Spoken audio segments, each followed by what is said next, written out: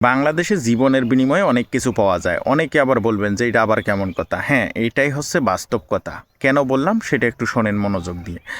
আপনারা জানেন যে গতকালকে ঈদ উল ফিতরের দিন গেছে। ঈদ উল ফিতর উদযাপন করছে বাংলাদেশের সকল ধর্মপ্রাণ মুসলিম ভাইরা।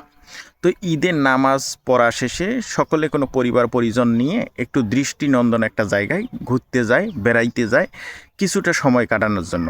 তো এই পরিপ্রেক্ষিতেই গতকালকে কোনো ঈদের নামাজ শেষে অনেকেই আপনারা জানেন জামালপুরে দেওয়ানগঞ্জ নামের একটা জায়গা আছে, সেখানে একটা ভাসমান সেতু আছে। মানে ড্রাম দিয়ে কিছু কাঠমাট দিয়ে একটা ভাসমান সেতু তৈরি করছে। সেই সেতুটা দেখার জন্য অনেকেই গেছে। আর আমরা তো বাঙালি, বোঝেন নাই, বাঙালি হচ্ছে একটু খালি কোনো কিছু একটু শুনলেই সেখানে কোনো উপচে পড়ি বা হুর পড়ি যায়, এমন একটা অবস্থা। মানে হুর পড়ি বলতে মানে সবাই ওখানে যায় ভিড় জমাই, এমন একটা পরিবেশ তৈরি করি সেখানে, আর কি বলার মতো থাকে না।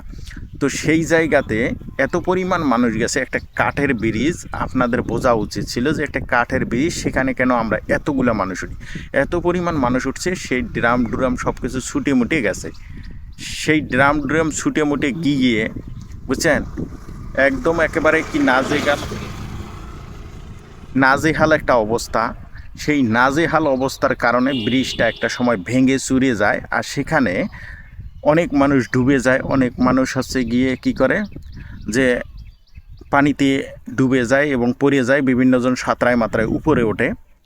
আবার অনেকে হচ্ছে এখানে অনেক রকমভাবে হতাহত হয় এবং দুর্ঘটনা বিশাল একটা আকার ধারণ করে। সেখানে কোনো 4টা শিশুও মারা যায়, একই পরিবারের 2জন শিশু আর অন্য পরিবারের 2জন শিশু।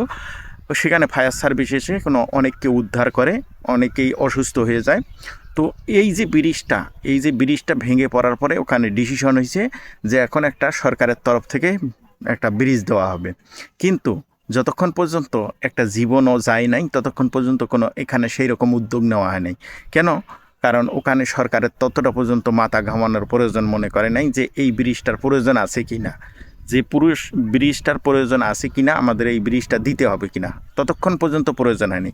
আপনারা দেখছেন যে বাংলাদেশের মধ্যে যত জায়গায় হোক জীবনের বিনিময়ে কোনো কিছু পাওয়া যায়, তাছাড়া পাওয়া যায় না। প্রত্যেকটা জায়গায় যে আপনারা খেয়াল করে দেখছেন হয়তোবা, যে প্রত্যেকটা জায়গায় প্রত্যেকটা সেক্টরেই যতক্ষণ পর্যন্ত মানুষের জীবন যায় নাই, লাশের উপহার দেওয়া হয় নাই, ততক্ষণ পর্যন্ত সেই জায়গাটার কোনো না কোনো একটা পাওয়া গেছে।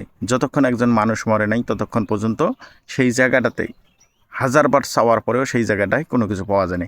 আরেকটা কারণ হচ্ছে, যতক্ষণ পর্যন্ত একটা জায়গা ভাইরাল হয় নাই বা একটা বিষয় ভাইরাল হয় নাই, ততক্ষণ পর্যন্ত সরকারের টনক নড়ে না।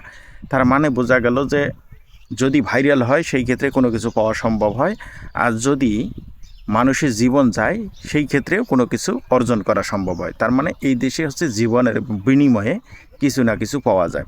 কেন? এই ব্রিজটা যখন তারা বেশ কয়েকবার আবেদন করছে, বেশ কয়েকবার বলছে, তখন কি সেই ব্রিজটার সম্পর্কে উদ্যোগ নেওয়া যায় নাই? কিন্তু ততক্ষণ পর্যন্ত মাথা ঘামায় নাই। এখন দেখেন একটা দুর্ঘটনা ঘটছে, এখন বলছে আর্থিকভাবে সহযোগিতা করবে যারা মানে নিম্নবিত্ত পরিবার আছে, যাদের পরিবারের মধ্যে তেমন সচ্ছলতা নাই, তাদেরকেও সহযোগিতা করবে এবং ব্রিজটাও তৈরি করে দিবে। তাহলে বুঝতে পারছেন, এই হচ্ছে আমাদের দেশ।